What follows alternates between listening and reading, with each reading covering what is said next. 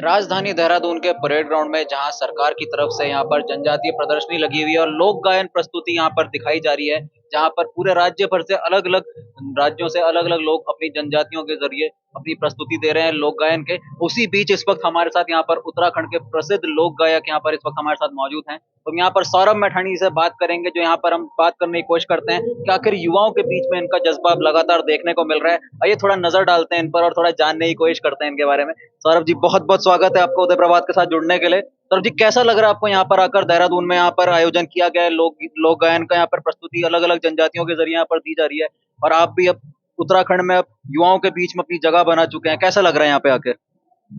सबसे पहले तो उदय प्रभात के जितने भी लोग मुझे देख रहे हैं और सोशल मीडिया के माध्यम से देख रहे हैं, आप सभी को सौरभ मैठाणी का प्रणाम। और बड़ा अच्छा लगता है, देखिए जो ये जनजातीय वाला कार्यक्रम हो रहा है, आदि महोत्सव, इससे पहले भी कार्यक्रम हुए, वो थोड़ा और कार्यक्रमों से डिफरेंट है।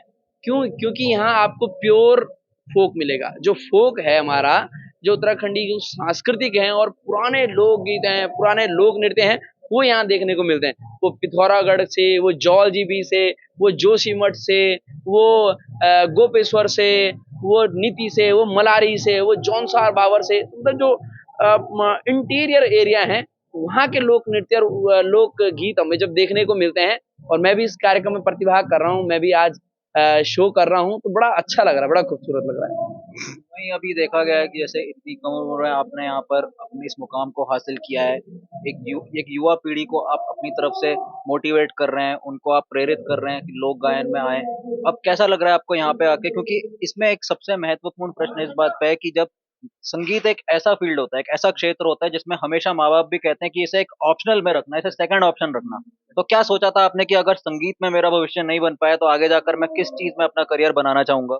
ये आपने बहुत यूनिक क्वेश्चन पूछा है, और इस क्वेश्चन का जवाब मैं रोज अपने बच्चों को भी देता हूँ। बच्चों मतलब मैं कुछ बच्चों को भी म्यूजिक सिखाता हूँ।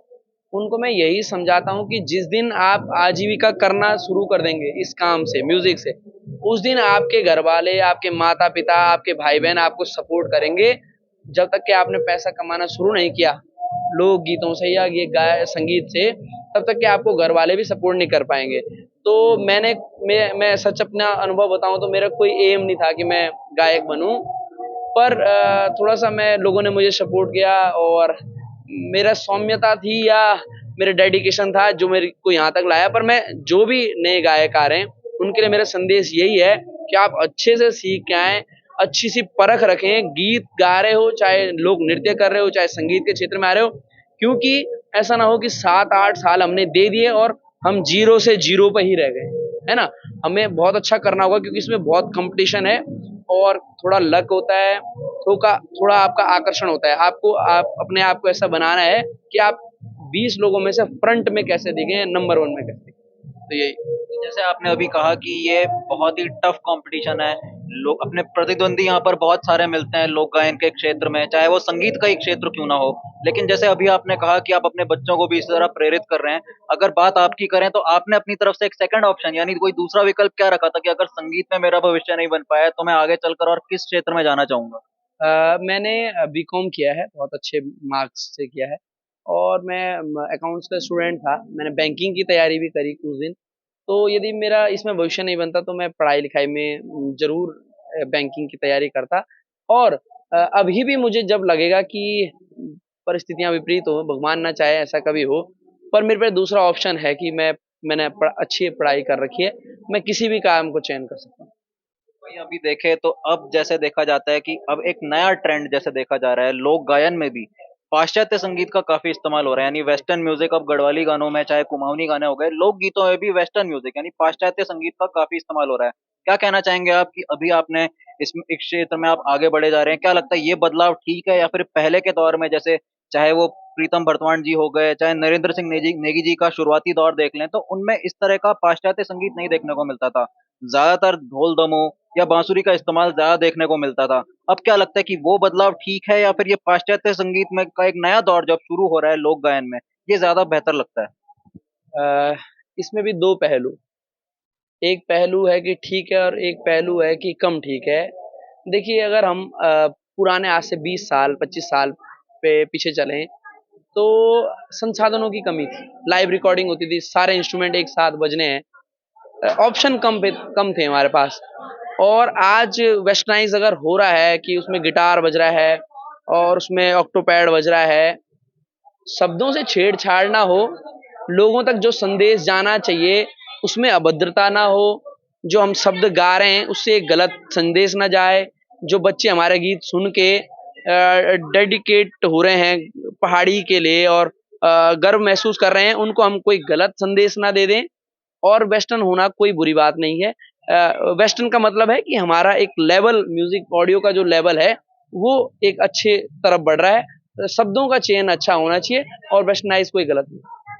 क्या लगता है आपको कि अब जैसे लोकगीत यहाँ पर, अब लोकगीतों का चरण अब शुरू हो गया, अपने चरम पर है, चाहे वो युवाओं की बात करें, चाहे वो उत्तराखंड की बात करें, लेकिन क्या लगता है आपको कि अब ये सिर्फ उत्तराखंड तक ही सीमित है अपना लोक गायन प्रस्तुति करना, या फिर अब आपको लगता है कि उत्तराखंड के बाहर भी जिन लोगों को कभी गढ़वाली बोलनी भी नहीं आती, उनका कुमाऊनी गाना, उन्हें ये भी नहीं पता होता कि आखिर ये गढ़वाली गाना है, कुमाऊनी गाना है, क्या लगता है कि उत्तराखंड के बाहर क्या लोक गायन अपनी जगह बना पा रहा है? क्या बाहर के लोगों के बीच में ये प्रसिद्ध हो पा रहा है?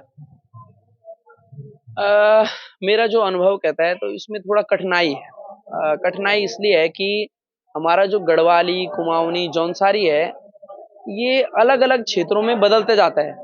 जन हम टिहरी में चल गया तो थोड़ा अलग है बोनो टैक्ट, हम रुद्रप्रयाग में चल गया, हम चमोली में चल गया, हम पिथौरागढ़ में चल गया, हम अल्मोड़ा में चल गया, हर जगह थोड़ा-थोड़ा बोली में बदलाव है। तो इसीलिए जब हम बाहर इसको प्रस्तुत करते हैं, उत्तराखंड से बाहर, भले हमारी तो कोशिश यही है कि कितने अच्छे से जो हमारे दर्शक देखने आ रखे हैं या जो नई युवा पीढ़ी आ रखी है, उसे हम कितने अच्छे से समझा पाएँ।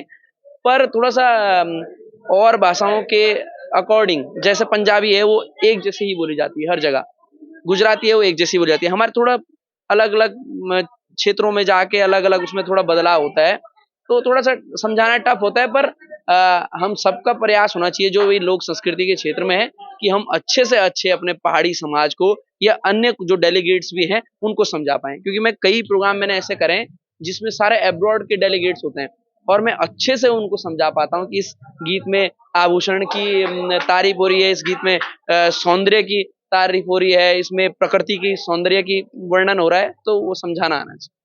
युवाओं को अपनी तरफ से आप क्या संदेश देना चाहेंगे कि अब जब धीरे-धीरे लोक गायन, आपका कहना है कि अब लोगों के बीच में प्रसिद्ध हो रहा है, उनका उनका मानना है कि लोक गायन भी अपने आप में एक अलग ट्रेंड बनता जा रहा है, तो युवाओं को आप अपनी तरफ से क्या संदेश देना चाहेंगे कि वो अगर वो लोक गायन में अपना आगे जाकर अगर अपना भविष्य बनाना चाहें, तो कैसे वो आगे बढ़ सकते हैं? क्योंकि आप भी अभी एक तरह से आप कुछ ही समय पहले आप लोक गायन के क्षेत्र में आए हैं, तो ये कितना मुश्किल होता है, ये स्ट्रगलिंग होता है, या इसमें अब भविष्य अगर बनाना चाहें तो इसमें कैसे टिक सकते हैं? ये बहुत स्ट्रगल वाली लाइन है और वो स्ट्रगल होता है सफ़र का और वो स्ट्रगल होता है पब्लिक को डील करने का।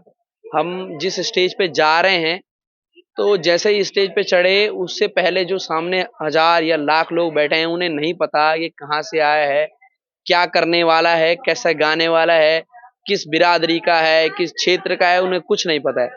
हमें 1 लाख लोगों में से 1 लाख, उसमें एक भी कम नहीं कर सकते, 1 लाख को ही मनोरंजन करना है, उनको पूरा कार्यक्रम फ़ील करवाना है और हिट करके देना है। दूसरा संघर्ष, आपको कार्यक्रमों में इधर से उधर जाना है, एक जगह से दूसरी जगह, दिल्ली से आपको पिथौरागढ़ जाना है और दूसरे दिन पिथौरागढ़ से जौनसार जाना है, तो आपको अपने गले का ध्यान भी रखना पड़ेगा, अपने स्वास्थ्य का ध्यान भी रखना पड़ेगा क्योंकि जो पब्लिक देखने आ रही है, वो सिंगर के वजह से भीड़ इकट्ठी हो रही है, तो इसका भी ध्यान रखना चाहिए। और सबसे बड़ा संदेश ये है कि जो भी बच्चे आएँ सिंगिंग में, वो अच्छे से सीख के आएँ, सीख के आएँगे तो उनमें एक मजबूती रहेगी, एक पेशेंस और धैर्य उनके पास रहेगा। अभी आपसे बात करके चाहे बहुत खुशी हुई सौरभ जी। अभी हम चाहेंगे कि आप अपनी तरफ से ज़रा अपना एक प्रसिद्ध गाना, जैसे सपना सैली आपका बहुत ही प्रसिद्ध गाना रहा है, हमेशा लोगों के बीच में दिलों पे राज कर रहा है, तो वहीं दूसरी तरफ प्यारी निर्मला भी रहा है। दोनों में से कोई एक गाना जो आपको लगता है कि आपको सबसे ज़्यादा पसंद है, कोई एक ज़रा उसकी 2 लाइन ज़रा गाकर सुना सकते हैं? हाँ, देखिए, पसंद तो सभी गाने होते हैं, जिनके माध्यम से हमें कार्यक्रम मिलते हैं, तो मैं एक ऐसा चयन कोई भी कर लेता हूँ। प्यारी निर्मला आपको सुनाता हूँ, उसमें एक संदेश भी है कि लड़का जब कह रहा है कि तू मेरे साथ दिल्ली चल, तो जो मातृशक्ति ने आज पहाड़ को बचाया है, गढ़वाल, कुमाऊँ, जौनसार को बचाया है, वो मातृशक्ति है, तो उसपे ये संदेशजनक गीत था कि ऊंचा ऊंचा सैंडल पैरोलू बनारसी साड़ी त्वेसणी में दिल्ली घुमोलू अपु चलोलू गाड़ी HMT HMT घड़ी पैरोलू तेरा हाथ माँ मेरी प्यारी निर्मला चल दिल्ली साथ माँ HMT घड़ी पैरोलू तेरा हाथ माँ मेरे प्यारे निर्मला चल दिल्ली साथ माँ।